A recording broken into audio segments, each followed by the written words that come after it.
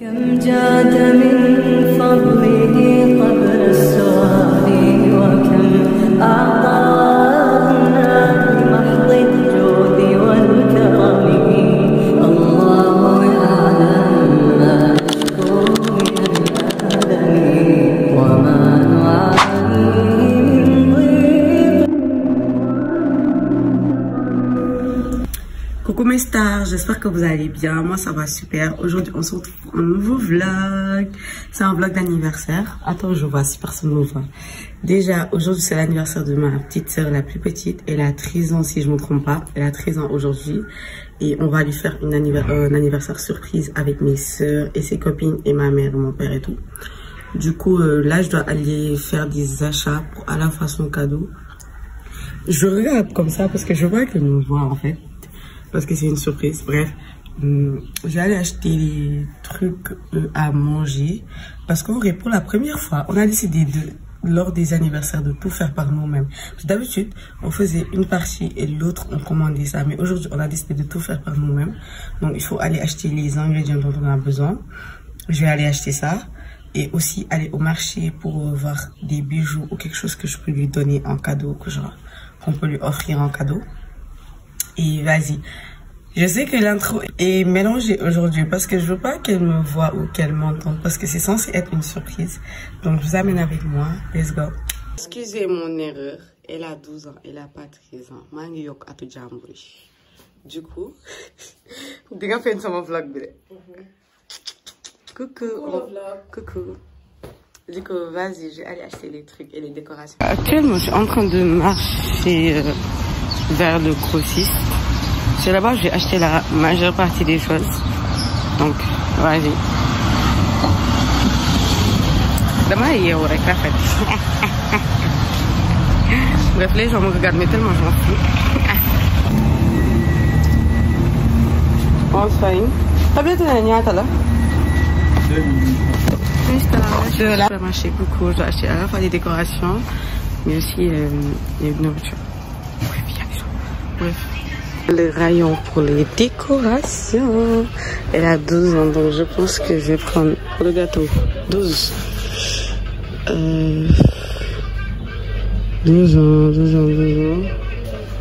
Bref, on va voir après. Qu'est-ce qu'on va prendre? Déjà, on va prendre un happy birthday. Donc, déjà, le thème.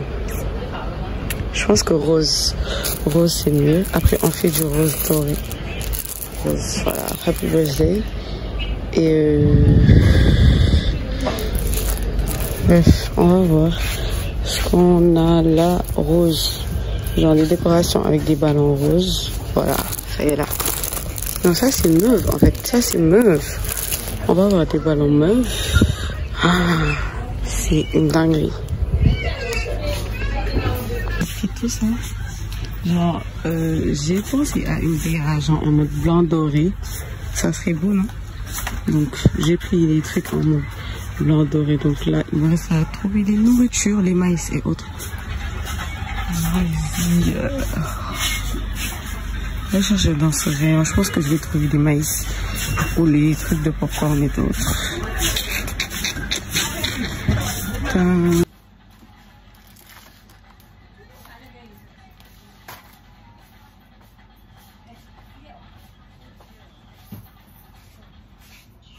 Je vous explique, je suis passée à Coucou pour prendre les décorations et attendez.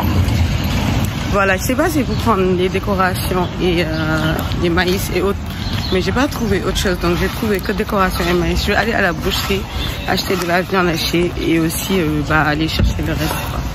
Donc j'ai pris tout ça à Coucou. J'étais surtout allée à Coucou pour acheter les boîtes à popcorn, j'ai pas pu trouver.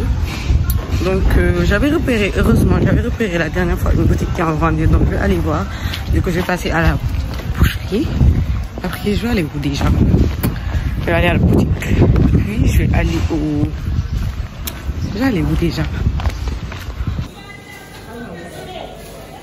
Je suis passée à la boucherie et à la brioche dorée, donc là je vais aller acheter les tortillas. Ok, à ce point là, oui. Je vais chez le vendeur de légumes. Un petit récap. Je suis allée Déjà, j'ai commencé par le grossiste. J'ai acheté là-bas la majeure partie des choses. Après, je suis allée à Coucou, c'est un supermarché. J'ai acheté la décoration et quelques-uns des trucs. Après, je suis allée à la boucherie pour m'acheter de la viande hachée. Après, j'ai fait quoi? Je suis allée à Brioche Dorée pour me prendre des pains de mie. Après, je suis allée chez le vendeur de légumes pour m'acheter de la salade et de la tomate. Donc là, je vais acheter le truc à popcorn chez Dream Park. Je viens de tout récupérer. J'ai pris les sachets pour popcorn. J'allais au marché de Dior pour acheter les cadeaux. Les gens, ils me regardent, mais moi, je m'en fous. Je suis pas folle, hein.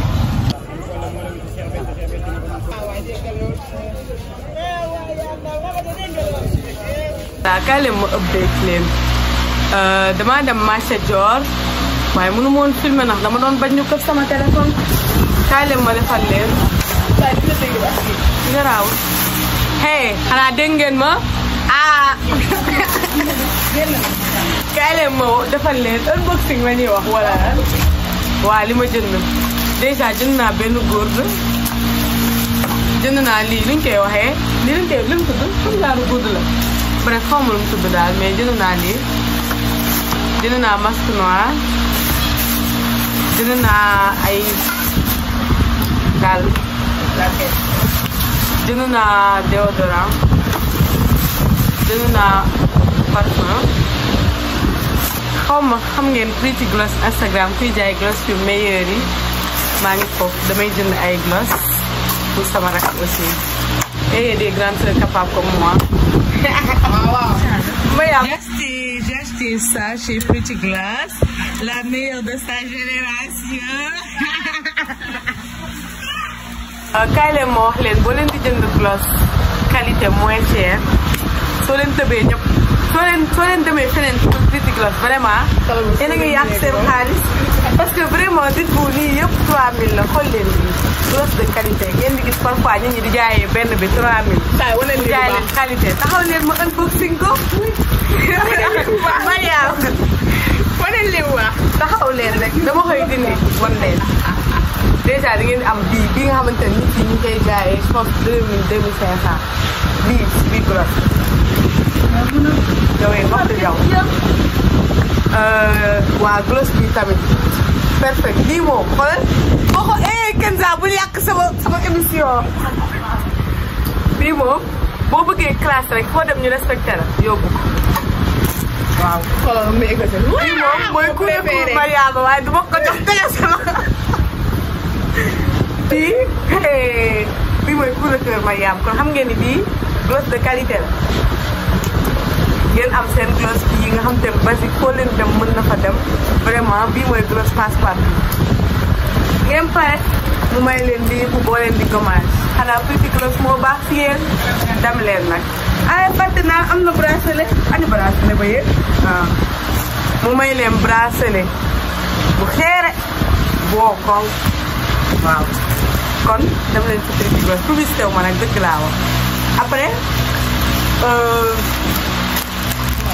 ngeen am pince yi xool leen dites-vous que 4 pinces yi ñaata la 2000 li nga xamante ni nit yi dañ koy jaayee plus cher mu jaay la lii rafet na basique na defal la logo bu meilleur yéen a ngi si erreur nag ñi demul ci Pretty Gloss yéen a ngi si erreur bu mag yàlla baax bref pare naa maa ngi dem ñibbi def lu ma war a def balaa sama yaay ma rey.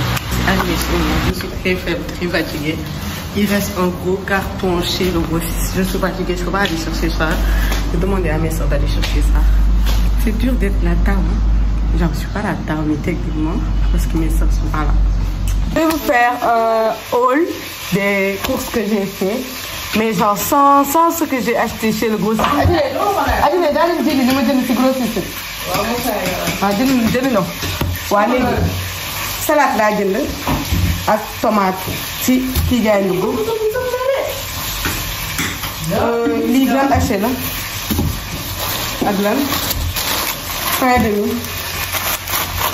de mie si Brioche Dorée bi laa ko jëndee ñaar laa jënd pour defar ay croque monsieur ak croque madame. ah mayonnaise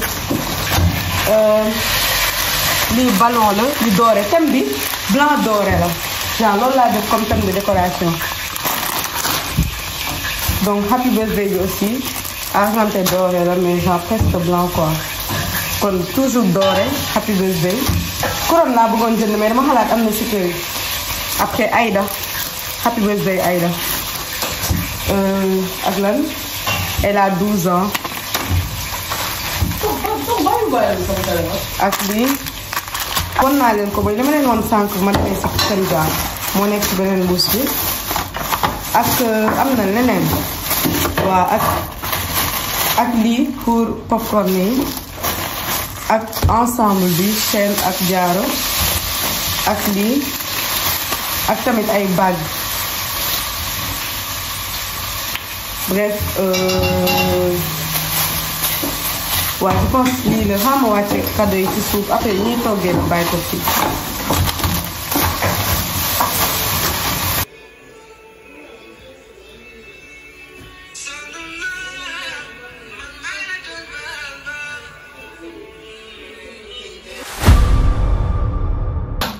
Coucou mes stars, j'espère que vous allez bien. Moi ça va super.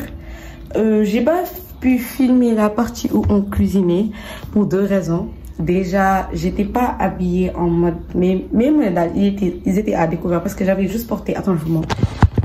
J'avais juste porté cette robe et tout. Et j'en sens moche. Du coup, je suis obligée de venir ici pour mettre ce collant. Pour que mes manches soient pas à découvert. Et j'avais fait un mousseau, genre un... Je sais pas comment on dit. Bref, on s'en fout. J'avais fait un turban. Du coup, je veux pas que mes parties se laissent à découvert. En plus, il y avait des gens qui n'avaient pas mis le voile. Parce qu'on était dans la cuisine, on était entre familles, on était entre filles, donc voilà. Donc je voulais pas filmer ça. Et aussi, même si c'était pas ça, c'était dans le rush. Moi, j'ai même pas eu le temps de répondre à mes messages. Tellement on faisait beaucoup de choses. Donc comme je vous l'ai dit, c'est la première fois, on se dit, on commande pas. Donc là, moi, je devais faire les crêpes, les croque-monsieur et les tacos. Et j'ai fait la majeure partie. Il doit faire 19h. Du coup, je vais venir décorer le salon et les autres ils continuent. Il y a Diara, ma meilleure amie qui est en haut, elle va m'aider, donc elle va continuer. Du coup moi je vais venir décorer.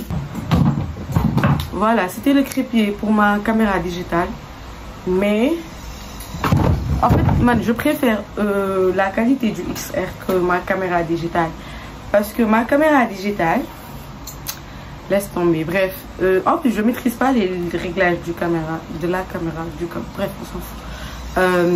Du coup le trépied c'est juste comme ça, genre c'est pas un trépied en bon, voilà, c'est juste pour poser pour ma caméra digitale. Du coup vas-y, je vais prendre le trépied, poser ça quelque part et commencer le boulot. Ok mes stars, on va commencer le boulot. تبلوا بالقليل من القليل تبلوا بالقليل من القليل وهي الزاد للسفر الطويل وهي الزاد للسفر الطويل تبلوا بالقليل من القليل تبلوا بالقليل من القليل وهي الزاد للسفر الطويل وهي الزاد للسفر الطويل. On a déjà mis le Happy Birthday Aïda. On va gonfler les ballons.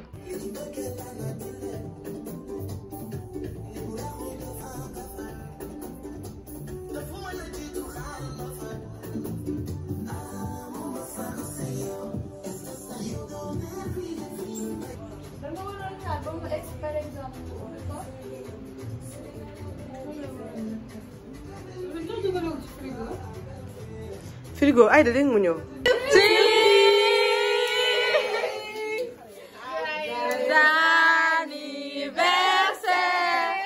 Joyeux anniversaire, joyeux anniversaire Aïda, joyeux anniversaire, happy birthday to you, happy birthday to you, happy birthday to you Aïda, happy birthday to you.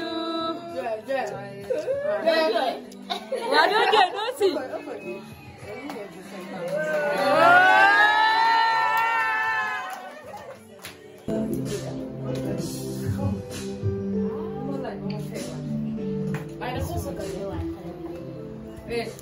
box bi Mame Diarra la ko indi xamoo woon ni Mame Diarra waay surprise boo nga xamee tamit xamoo woon ni lay dem xamul woon ni surprise am na ma jaaxal yàlla na ma jox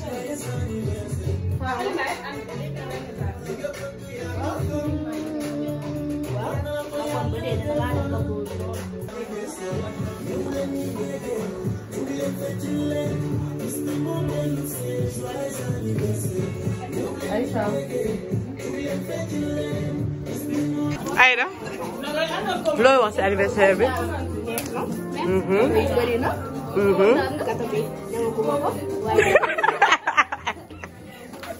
kontaan nga waaye. Aïda amul émotion. kii de dafa sëcc ay xale bi. premier pas.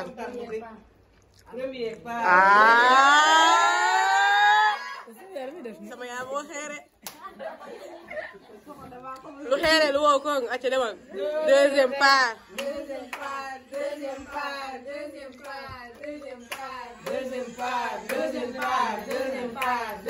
ah man.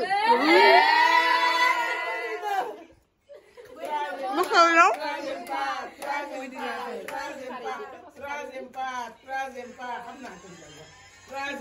xamul ki mu koy jox de dëgër nga fi torop. troisième pas.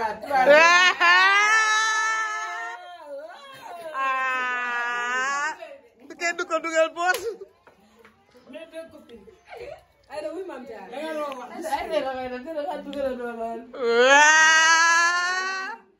waa ay. ma présenté leen Awa moom nag.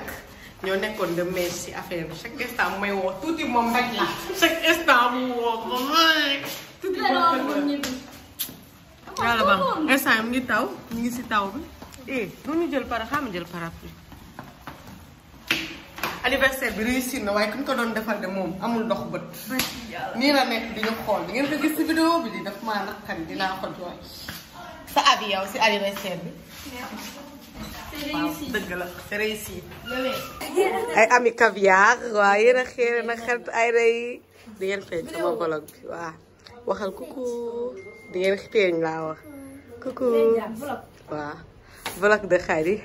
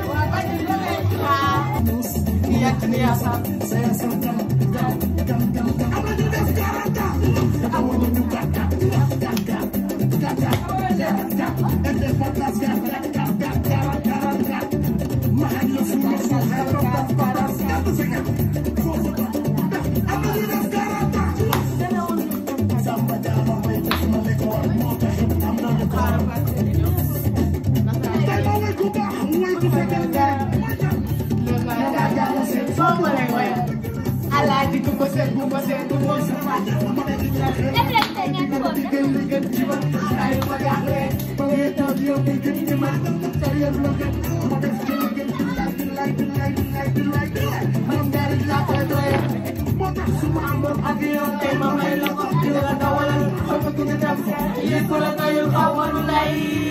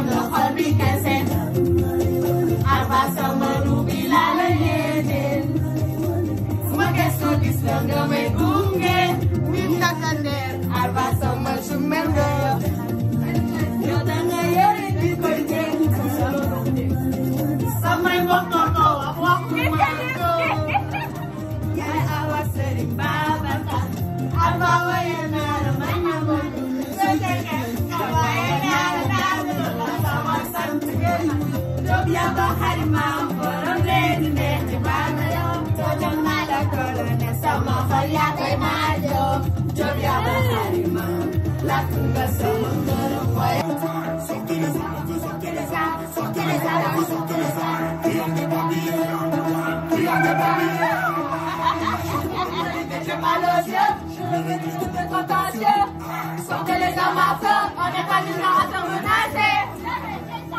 Sortez les armes à feu, sortez les armes, sortez les armes à feu, sortez les armes, sortez les armes.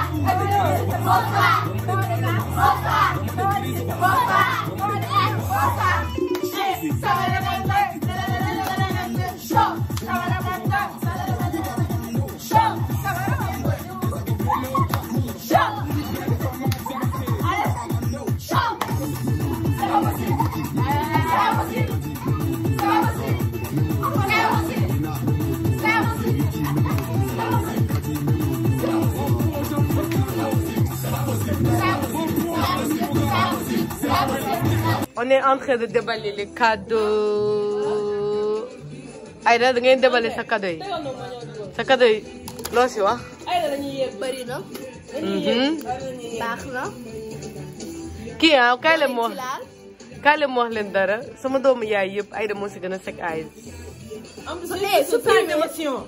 Sans émotion. Yow yaa gën a sec eyes kii moo sec eyes. Noo ngay continuer sa géwal. Waaw. lii gurtu la. waa xool Aïda pour hépatite B bi dafa bëri may ma naan. amul.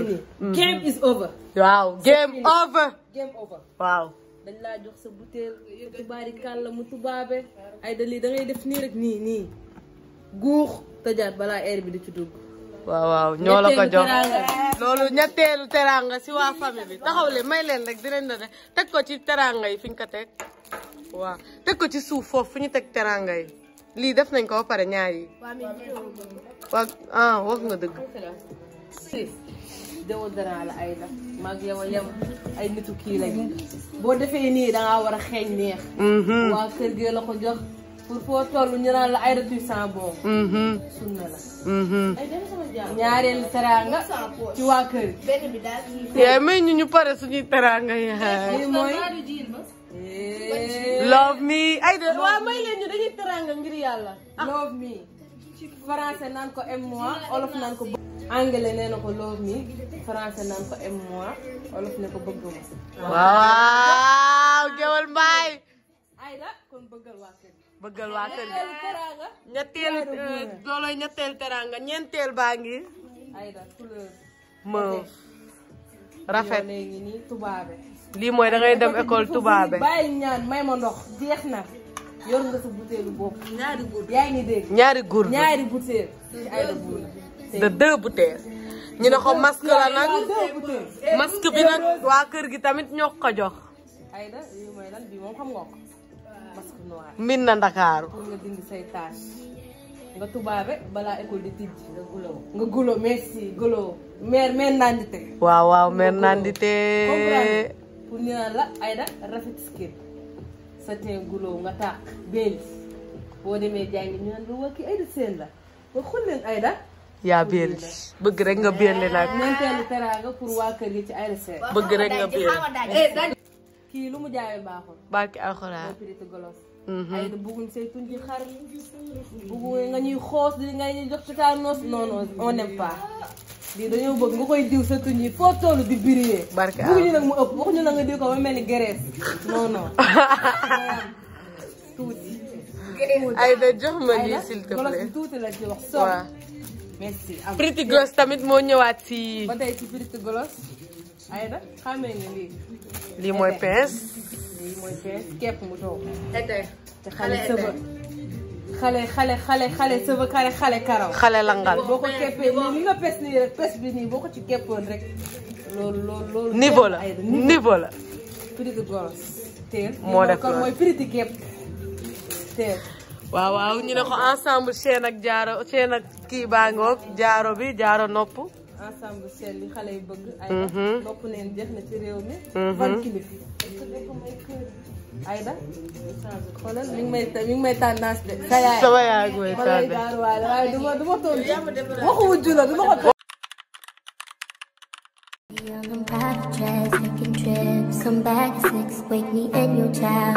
And then won't lay today. Make me wonder who you might have been playing with. Makes me wonder who.